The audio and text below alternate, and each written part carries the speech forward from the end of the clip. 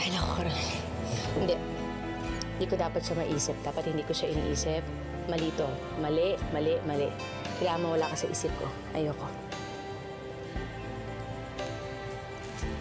Katarina,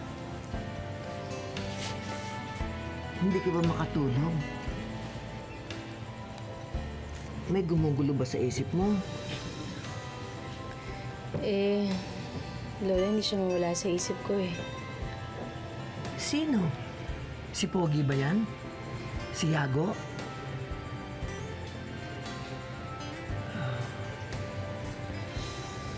Iyan na nga ba sinasabi ko eh. Alam mo, Iha, ang pagmamahal, kusa talagang nagpaparamdam yan. Parang halaman din ba? Bigla-bigla na lang umuusbong, tumutubo. Pero okay lang naman yun eh. Mabait namang tao yang si Yago. At bagay kayo, ha? Pogi siya. At napakaganda mo naman. Pero Lola, ayoko siya isipin. Ayoko tong nararamdaman ko eh. Bakit ayaw mo? Apo, napakasarap magmahal. At yun ay kailangang maranasan mo. Lalo na ikaw, karapat dapat kang mahalin. At dapat lang na maging masaya ka. Huwag mo itong katakutan.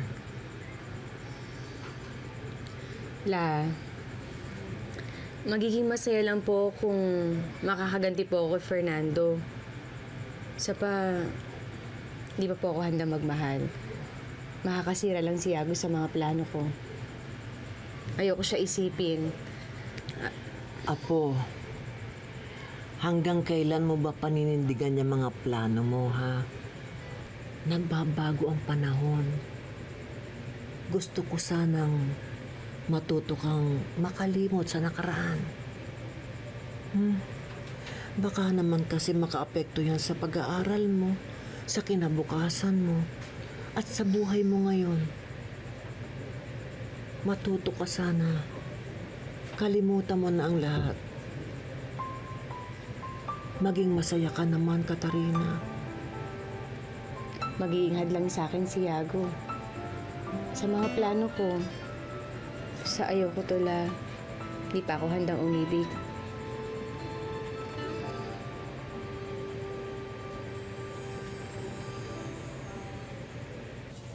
Tulog na po kayo.